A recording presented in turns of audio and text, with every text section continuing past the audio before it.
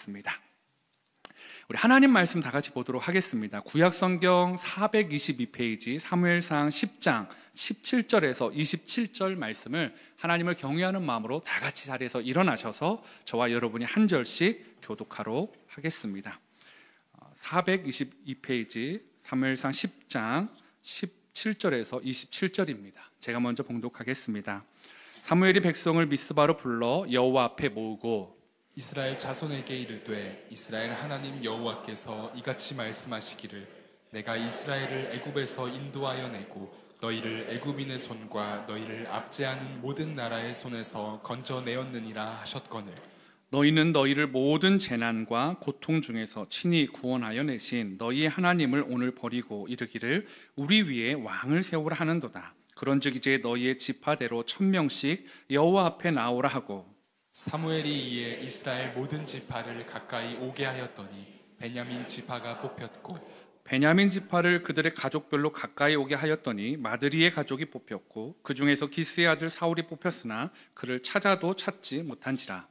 그러므로 그들이 또 여호와께 묻되 그 사람이 여기 왔나이까 여호와께서 대답하시되 그가 진보다리들 사이에 숨었느니라 하셨더라.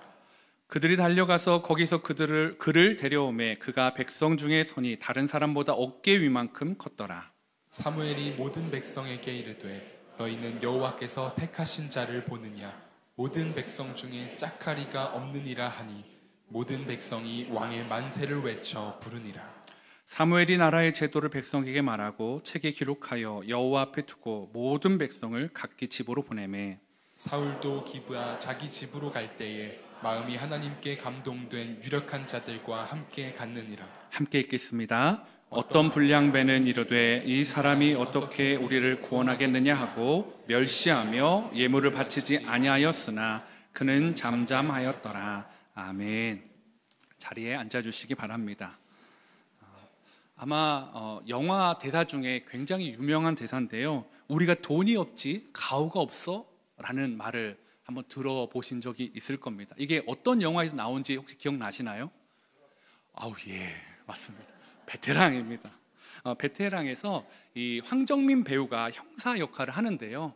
그 영화상에서 다른 관할의 형사가 돈을 받고 좀 수사를 대충 이게 덮으려는 그런 장면에서 이 황정민이 동료 형사에게 우리가 돈이 없지 가오가 없어? 그러면서 바로 이런 대사가 이어집니다. 수갑 차고 다니면서 가오 떨어지는 집 좀 하지 말자라고 이야기합니다.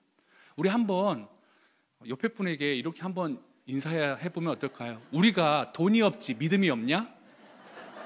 예, 한번 이렇게 한번 해보시죠. 예. 우리가 돈이 없지 믿음이 없냐? 예. 예.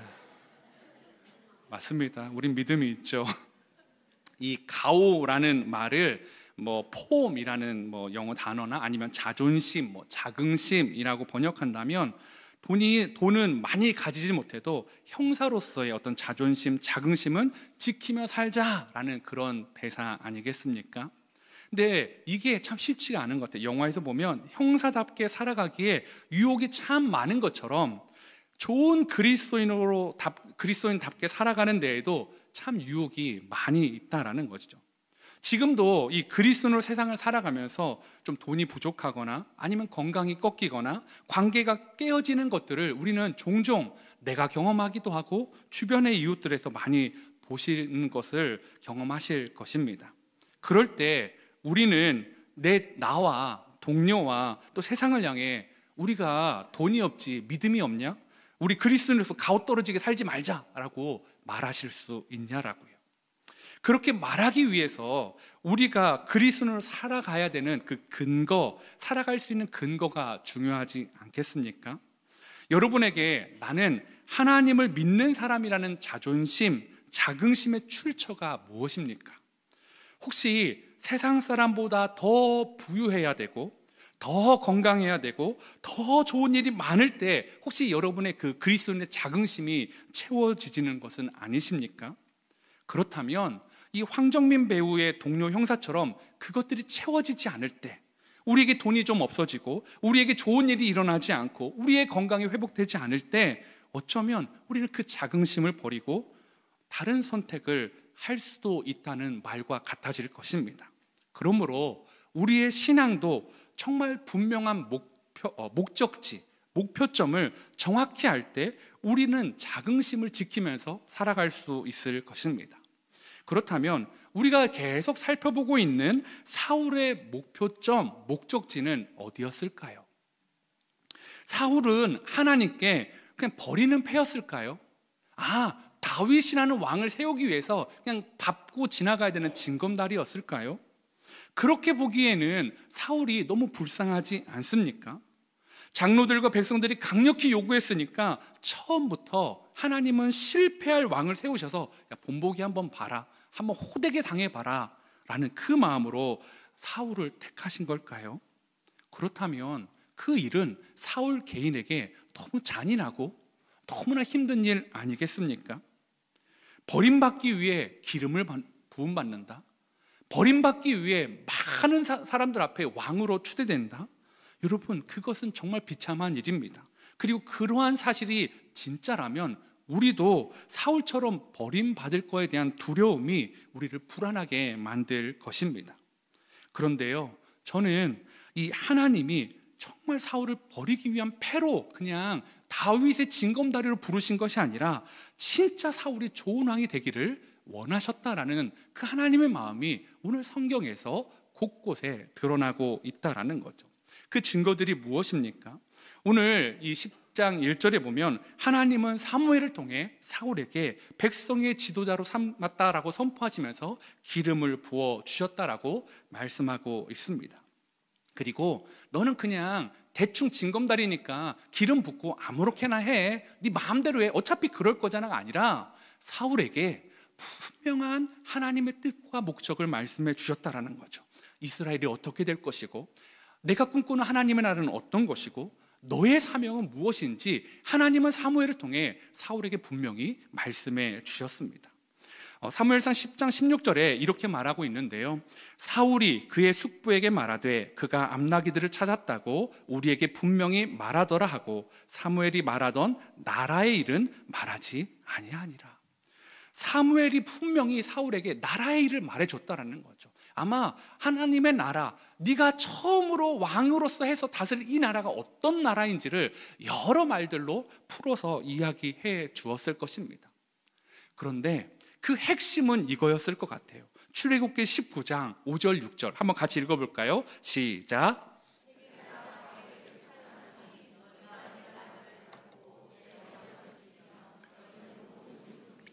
내 소유가 되겠고 너희가 내게 대하여 제사장 나라가 되며 거룩한 백성이 되리라. 너는 이 말을 이스라엘 자손에게 전할지니라.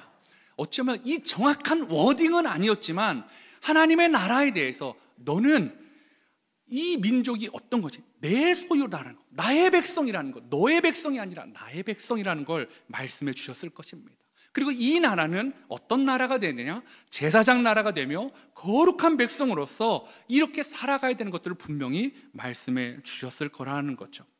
왜냐하면 이것이 시내산에서 출애굽한 백성들에게 하나님이 이 민족의 존재 목적에 대해서 그들을 출애굽시켜서 약속의 땅에 들어가는 목적이라고 말씀해 주신 것이었기 때문입니다. 그러면 나라에 대한 것만 이야기해 주셨을까요? 아닙니다. 사무엘상 9장 16절은 사울 개인의 사명도 말씀해 주고 있습니다. 내일 이맘때에 내가 베냐민 땅에서 한 사람을 내게로 보내리니 너는 그에게 기름을 부어 내 백성 이스라엘의 지도자로 삼으라. 그가 내 백성을 블레셋 사람들의 손에서 구원하리라. 사울이 왕이 된 개인적인 사명은 무엇입니까? 블레셋 사람들의 손에서 그 백성을 구원하는 것이었습니다. 이스라엘 백성들이 그 하나님 앞에 구하는 소리를 들으시고 하나님은 사울을 통해 블레셋의 손에서 그 백성을 구원하길 원하셨다라는 거죠. 즉 사울은 하나님의 나라와의 방향성과 자신이 이스라엘 위해 어떠한 일을 해야 되는지 정확하게 들었다라는 것입니다. 그런데 아무리 정확하게 듣고 해도 여러분 너무 갑작스러운 일 아닙니까? 사울은 왕이 되기 위해서 여행을 시작한 게 아니었습니다. 무엇을 찾기 위한 여행이었죠? 나를 찾기 위한 여행이 아니었습니다. 뭐였죠? 암나귀를 찾고 싶은 여행이었습니다. 그런데 암나귀를 찾으러 왔다가 네가 왕이다 라는 거죠. 너무나 갑작스럽고 당황스러운 내용이었을 겁니다. 그러니까 너무 갑작스러우니까요, 이걸 현실로 받아들이기가 쉽지가 않죠. 어쩌면 의심도 들 수도 있고 불안할 수도 있습니다. 그래서 하나님은 사울이 그냥 말로만 듣게 해주지 않으셨습니다. 사울이 사무엘을 떠나서 이제 집으로 돌아갈 때 3가지 징조를 보여주시겠다라고 말씀하고 있다라는 거죠. 첫 번째 징조는 이제 집으로 내려가는 길에 나엘의 묘실에서 2사람을 만날 건데, 그 2사람이 암나귀를 찾았다. 네가 3일 동안 애써 찾았던 그 암나귀들을 너의 아버지가 이미 찾았고 이제는 너의 안부를 궁금해한다라는 이야기를 들려주고 있습니다. 그리고 그 이야기를 실제로 듣죠. 또 2번째는요, 다볼 상수리 나무에서 베델로 올라가는 3사람을 만나는데, 이 3사람이요, 한 사람은 염소 새끼 셋을 이끌고요, 한 사람은 떡 3덩이를 들고요, 한 사람은 포도주 한 가죽 부대를 가지고 올라가고 있는데, 사울을 만나고 문안하고 그 중에서 떡 2덩이를 사울 너에게 줄 것이다 라고 말하고 있습니다. 여러분, 우리가 길을 가다가 사람을 만나는 건 흔한 일이죠. 그리고 어쩌면 그냥 염소 새끼를 몰고 가는 사람, 아니면 뭐 떡을 가지고 가는 사람, 포도주 가죽 부대를 가지고 가는 사람 만날 수 있지만, 이렇게 하나님은 3부류의 사람, 3부류의 사람이 가지고 있는 종류, 숫자 다 다르게 하시고 사울이 받는 물건까지도 지정해 주셨다는 건 무엇입니까? 여러분, 그냥 우연이 아니다라는 거죠. 네가 내려가는 그 길에도 나는 너와 함께하고 있고 너를 지키고 보호하고, 이 일이 그냥 우연이 아니라 나는 너를 불렀다라는 것을 사울이 정확히 알도록 하나님의 뜻을 보여주고 있다라는 것입니다. 마지막 3번째는 선지자 무리를 만날 때 하나님의 영을 부어주셔서 사울이요, 새 사람이 된대요. 그리고 새 사람이 되고 예언을 할 것이다 라고 말해주고 있습니다. 사무엘상 10장 9절에 이렇게 말합니다.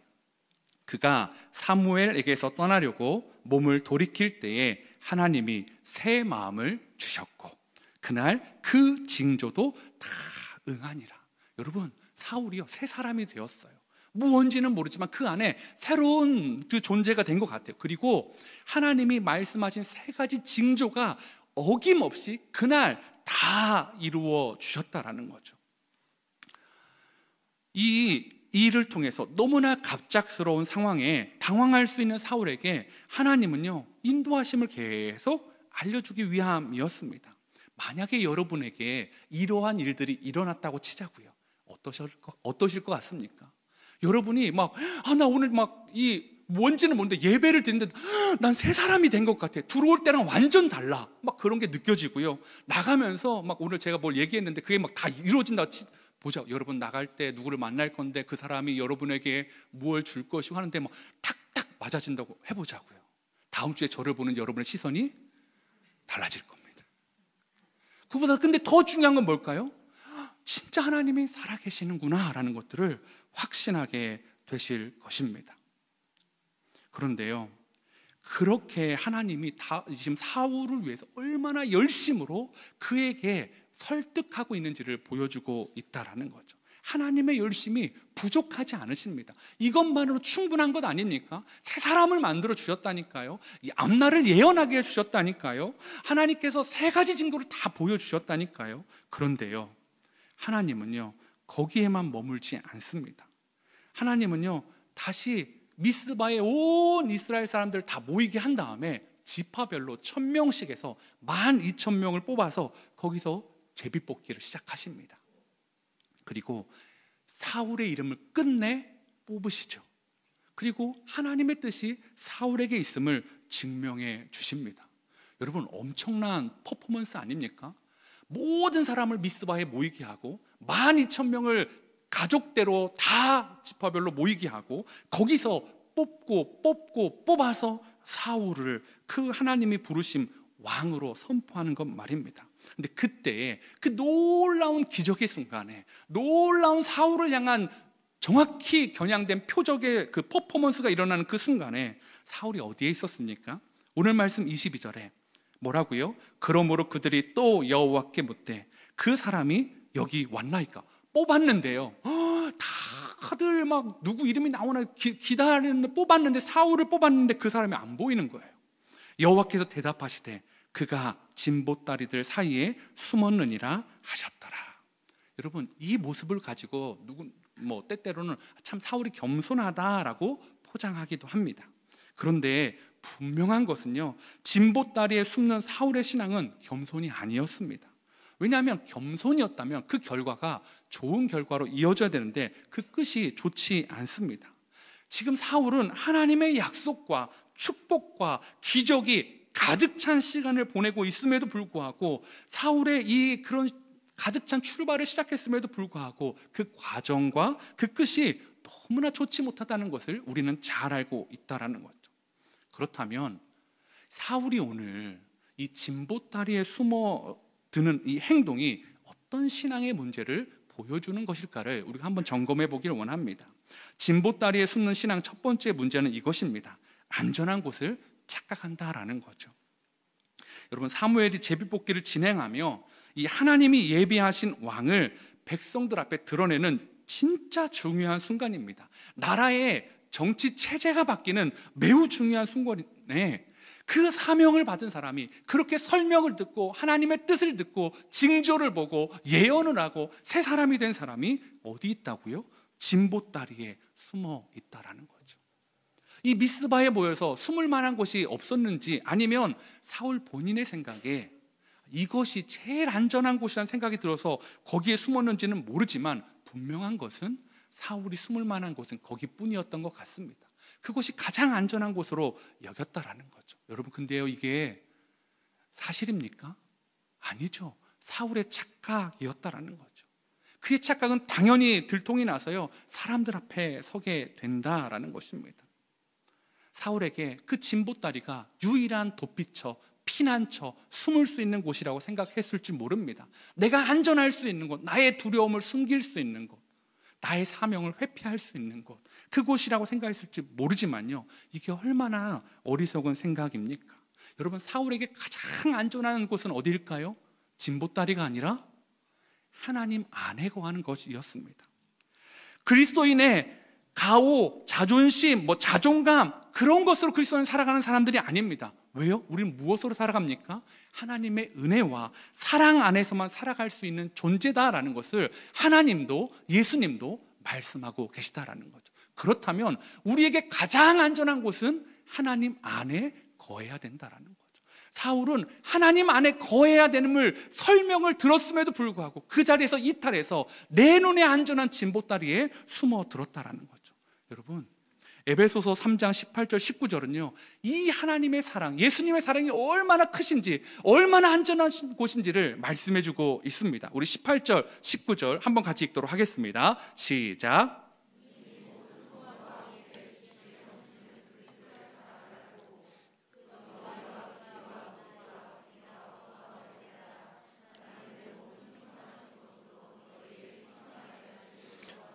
아멘. 여러분, 그리스도의 사랑을 알아야 된대요. 근데 그 그리스도의 사랑이 어떤 사랑이라고요? 너비와 길이와 높이와 깊이가 어떠한지 알 수 없는, 그래서 그 모든 걸 채울 수 있는 사랑이 그리스도의 사랑이다라고 말하고 있습니다. 여러분, 사울의 두려움, 사울의 당혹스러움, 사울의 그 모든 것은 진보다리가 숨겨주는 게 아니라 그리스도의 사랑으로 들어가야만 했다라는 거죠. 바울은 그래서 이 부분을 이야기하고 있다라는 것입니다. 사울은요, 이 진보다리에 숨어있던 그 모습을 통해 자신의 사명과 자신의 어떤 존재인지를 정말 모르고 있다는 것을 스스로 보여주고 있습니다. 마치 하나님이 준비했던 그 열심으로 준비했던 모든 것들이 부질없어 보입니다. 하나님의 은혜를 사울은 받을 만한 자격이 없어 보이기도 합니다. 분명히 새 사람이 되었는데 여전히 무지하고요, 무능력하고요, 불신앙의 모습을 보여주고 있는 것 아니겠습니까? 진보다리에 숨는 것은 사무엘이 그토록 말했던 하나님의 나라의 일과 자신에게 보여줬던 그 사명과 하나님의 징조들을 불신하는 행동이었다라는 것입니다. 하나님이 하시겠다고 하는데 사울은 자신은 안 된다고 하고 진보다리에 숨은 것 아니겠습니까? 우리는 이걸 뭐라고 하죠? 교만이라고 말하고 있습니다. 사울이 이 감정을 느꼈다면 이 불안함을 느꼈다면, 회피하고 싶은 마음을 느꼈다면 어디로요? 진짜 안전한 곳, 하나님의 사랑 안에 나아가야만 했다라는 것입니다. 하나님이 가장 안전한 곳이기 때문입니다. 여러분, 이 사실을 믿으십니까? 여러분에게 가장 안전한 곳은 어디입니까? 지난주에 찾았던 여러분의 피난처, 여러분의 진보다리들은 무엇입니까? 이것만 찾으면, 여기에만 숨으면 안전할 것 같아, 이 보따리만 붙이면 괜찮을 것 같아. 아니요, 그 진보다리는요 그냥 사라지는 것들입니다. 우리에게 유일한 안전한 곳, 주님의 품에 거해야 한다라는 것입니다. 오늘 하나님이 왜 사울을, 베냐민 지파인 사울을 하나님 왕으로 부르셨을까요? 하나님, 사무엘이 그를, 하나님 너를 왕으로 부르셨다라고 할 때 베냐민 지파, 나는 가장 작은 지파에 속한 사람입니다, 이건 겸손이면서 사실은 팩트였습니다. 왜냐하면 사사기에 이 베냐민 지파가 몰살당하는 사건이 나타납니다. 정말 이 이스라엘 나라들 가운데 천인 공노할 짓을 저지르면서 나머지 11개 지파가 연합해서 베냐민 진멸하자, 그래가지고 11개 지파가 다 베냐민을 공격해가지고요, 남은 장정의 수가 600명이었습니다. 몇만 명이 넘었던 사람들이 600명이 되온 거죠. 여러분 생각해 보십시오. 출애굽을 하면서 민수기에서 지파별로 계수할 때 몇만 명이었던 사람들이 한순간에 실수로 600명이 됐습니다. 600명부터 다시 시작해야 되니까 다른 지파에 비하면 당연히 숫자가 적을 수밖에 없고 가장 작은 지파 아니겠습니까? 그런데 왜 하나님이 그 베냐민 지파에서 사울을 부르셨냐고요?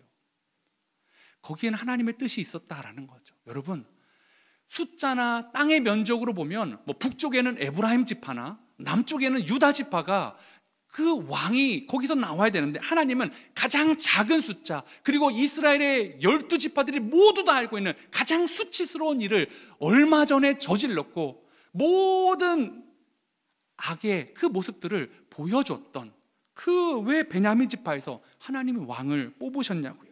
하나님이 의지하기를 원하는 건 무엇이었을까요? 자신의 지파의 힘이 아니었습니다. 자신의 지파가 가지고 있는 땅의 면적이 아니었습니다. 자신의 지파가 가지고 있는 유력한 사람들의 숫자가 아니었습니다. 하나님은요, 네가 가장 작은데, 네가 작기 때문에, 네가 무능력하기 때문에 할 수 있는 게 있는데, 그게 뭐냐? 내가 했다라는 거예요. 하나님이 하셨다는 걸 인정할 수 있지 않겠냐 해서 사울을 하나님이 부르신 것 아니겠습니까? 그래서 사울은요, 왕이지만 자신은 왕의 자격이 없음을 알아야만 했습니다. 그래서 그 알매에서 시작해서 하나님을 왕으로 섬기고 살아가는 자가 되기를 원하셔서 가장 숫자가 적은 베냐민 지파에서 하나님은 사울을 불러서 왕으로 삼으신 것이었습니다. 여러분, 사울만 그럴까요? 모세도 마찬가지였습니다. 하나님이 모세가 진짜 할 수 있을 때는 하나님이 부르시지 않았습니다. 40살에 건강하고요, 이집트의 왕자로서 높은 지위에 있고요, 모든 학문을 배우고요, 그래서 암행을 하면서 이 백성들 앞에 나아가지고요, 그 노예의 모습으로 살아가는 백성이 어려움이 있을 때 도와주는 일을 즐기면서 나는 특별한 존재야, 하나님이 나를 특별히 예비하셨을 거야 라는 그 사명감에 일할 때는요, 하나님이 그를 부르시지 않았습니다. 그런데 사고를 치고요, 광야로 도망칩니다.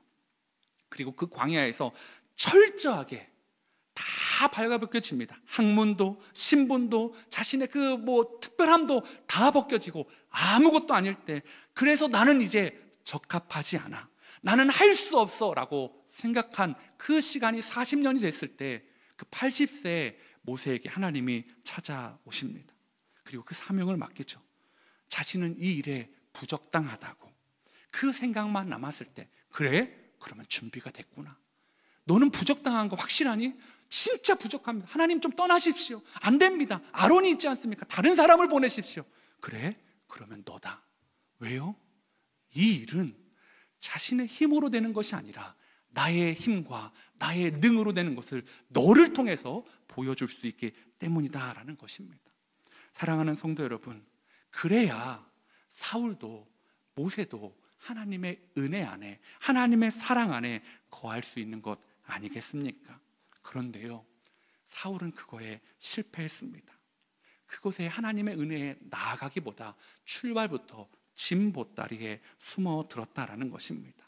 하나님의 부르심보다, 하나님의 뜻보다, 하나님의 계획보다 짐 보따리가 더 안전해 보였다라는 거죠. 여러분, 얼마나 미련합니까? 얼마나 안타깝습니까? 하나님이 준비한 이런 놀라운 이벤트들이 있었는데도 그것을 다 철저히 잃어버린 그 사울을 여러분은 혀를 찰 수도 있습니다. 그런데 여러분, 우리는 어떻습니까? 우리는 예수님을 만나고 새 사람이 안 되었습니까? 우리는 예수님을 만나고 기적을 경험하지 못했습니까? 우리는 예수님을 만나고 하나님이 주신 사명을 발견하지 못했습니까? 하나님이 성경에 우리에게 주신 사명과 우리에게 주신 기적과 하나님이 새 사람이 될 수 있는 모든 것들을 허락해 주셨습니다. 그런데요, 우리는 어떻습니까? 우리도 사울과 같습니다. 우리도 여전히 새 사람이 됐다고 했는데 나는 새 사람이 안 됐다고 말합니다. 오라 나는 공고한 사람이라는 그 말씀이 더 좋습니다. 나는 죄인 중에 괴수라는 말이 더 좋습니다. 왜요? 새 사람이 됐다고 하는데 나는 새 사람의 모습이 드러나지 않으니까요. 나는 넘어집니다. 나는 실수합니다. 나는 죄를 짓습니다. 그래서요, 자꾸 거기에 함몰돼서 자꾸 짐 보따리에 숨으려고 하죠. 나는 죄를 졌으니까 하나님의 은혜 안에 나아가야 되는데 좀만 거리를 둘게요. 하나님 좀만 시간을 둘게요. 제가 염치 있는 사람이잖아요. 제가 굉장히 착한 사람이잖아요. 하나님, 지금은 하나님 안에 거할 때가 아니라 자숙의 시간을 가질 때입니다. 여러분, 그 자숙의 시간을 어디서 가지시려고요?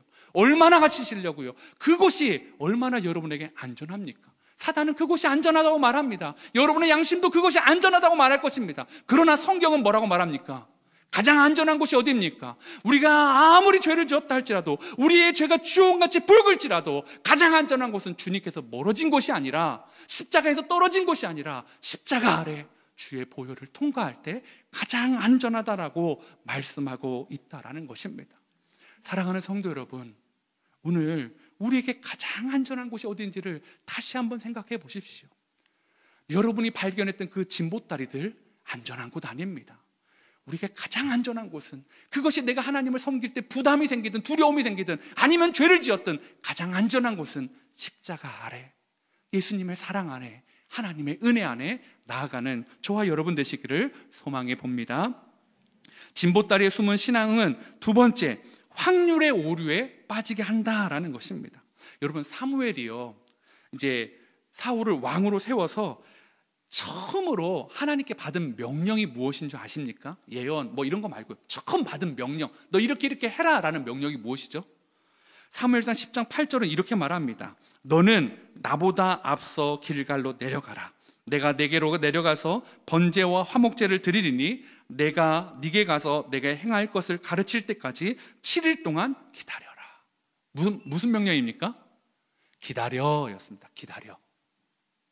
그런데요, 우리가 잘 알고 있습니다. 잘 기다렸나요? 7일은 기다렸어요. 그죠? 7일은 기다렸는데 하나님은요, 사실은 사무엘이 7일 안에 기다리라 해놓고 자기가 약속을 어겼어요. 그러면 이 약속에 깨트린 건 누구의 잘못입니까? 사무엘이에요. 그런데 하나님은 사무엘, 네가 이 망령 때에 행했다. 네가 네 자녀의 문제도 이렇게 하더니 너 이렇게 초대 왕한테도 이런 수치를 주냐, 이렇게 말씀하지 않으세요. 하나님의 온통 화살은 사울에게 있다라는 거죠. 왜요? 왜 그랬을까요? 사무엘상 13장 8절은 이렇게 이야기하고 있습니다. 사울은 사무엘이 정한 기한대로 1회 동안 기다렸어요. 잘했습니다. 약속을 붙들었습니다. 사무엘이 길갈로 오지 아니하매, 누구의 문제입니까? 사무엘이 나쁜 사람입니다. 백성이 사울에게서 흩어지는지라. 그러면요, 사무엘을 책망하셔야죠.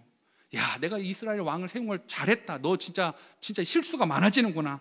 그런데요, 하나님은 사무엘이 아니라 사울을 뭐라고 하십니다. 왜냐하면 이 약속에는요, 두 가지 중요한 기둥이 있었는데 첫 번째 기둥은 뭐였죠? 7일을 기다리라 였습니다. 그런데 이 약속은 누가 깼어요? 사무엘이 깼어요. 그런데 그 7일보다 훨씬 더 중요한 약속이 있는데 또 다른 기둥이 뭘까요? 내가 네게 가서 내게 행할 것을 가르칠 때까지라는 거예요.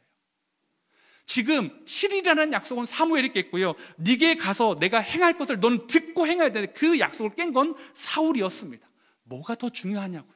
하나님, 우리 입장에서는 사무엘이 먼저 깼지 하지만 하나님의 입장에서는 하나님의 나라와 하나님의 왕에 출발하는 이 시점에는 왕은 내 마음대로 행하고 내 마음대로 나아가는 사람이 아니라 하나님의 말씀을 듣고 배우고 나아가야 되는데 사울이 그것을 하지 못했다라는 거죠.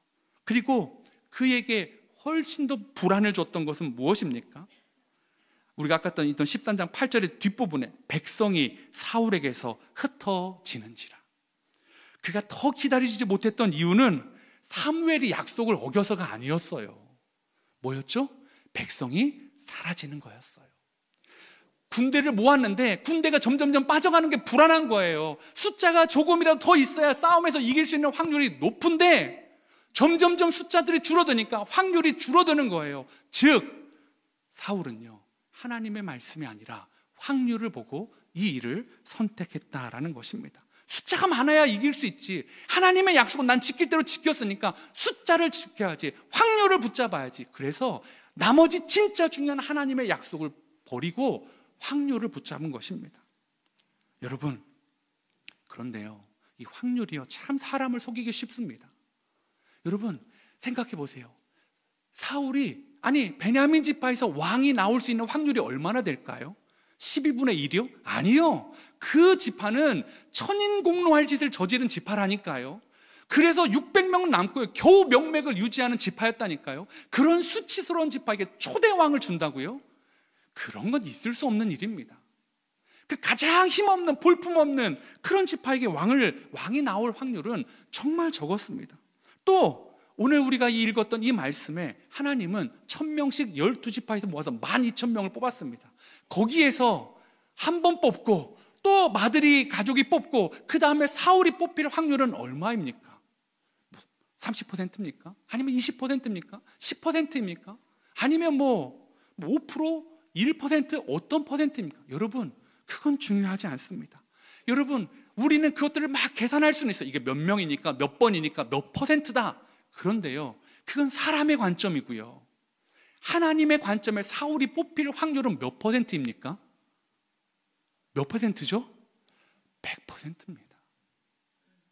하나님은요, 사울을 100% 뽑으려고 이 일을 하고 있다라는 것입니다. 그런데 사울은 그 자신과 함께 하시는 100%의 하나님의 그 확신 안에 거하는 것이 아니라 하나님의 약속은 뒤로 하고 군사가 사라지는 것, 전쟁에 이길 수 있는 확률이 줄어드는 것에만 초점을 맞추고 있다라는 거죠.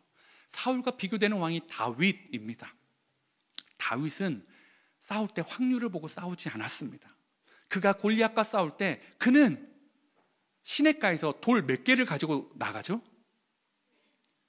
좋은 주일학교 나온 분들은 잘 알고 있습니다. 몇 개죠? 5개입니다. 그러면 다윗의 돌팔매 실력이 20%가 되기 때문에 5개를 뽑은 거예요. 5개 던지면 5개 중에 하나는 맞으니까 5개를 줍자, 이거였을까요? 아니었습니다. 다윗은 골리앗을 쓰러뜨릴 확률을 몇 퍼센트라고 믿었을까요? 100%예요. 왜요?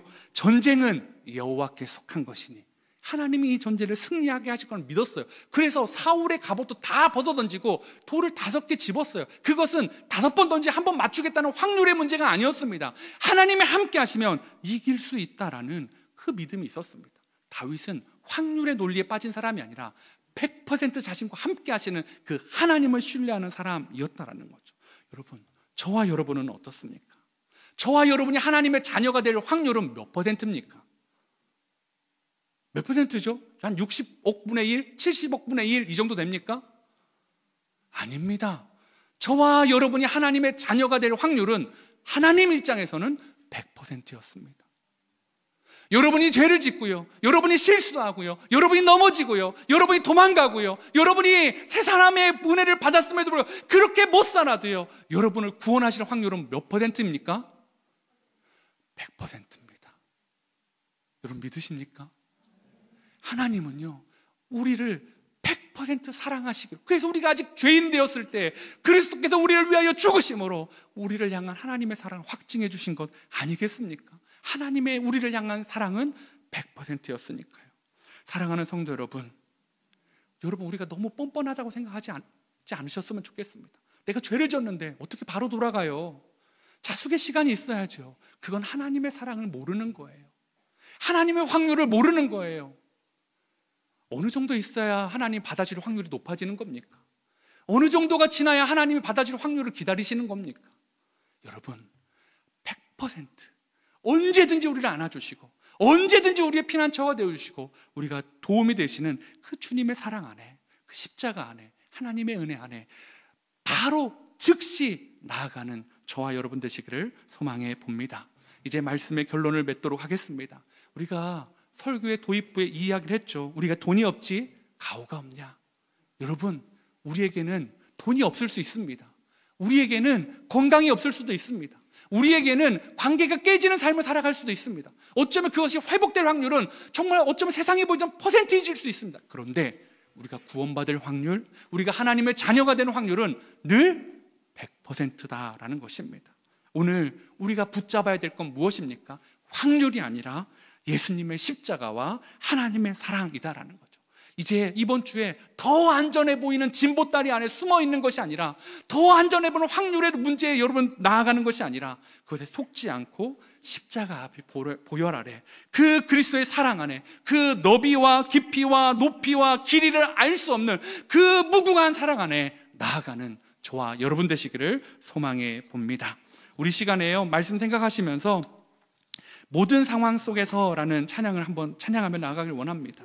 모든 상황 속에서 찬양할 수 있는 이유는 무엇입니까? 우리에게 병이 나을 확률이 100%여서, 우리가 부자가 될 확률이 100%여서가 아니라 우리에게 도움이 되어 주시고 우리의 구원자가 되신 하나님이 100%였기 때문이다라는 거죠. 그래서 우리는 이렇게 고백합니다. 내 영혼이 확정되고 확정되었사오니, 확률의 문제가 아니라 하나님, 나의 100%, 나를 100%로 여기신 하나님 앞에 나아가는 이 고백이 되길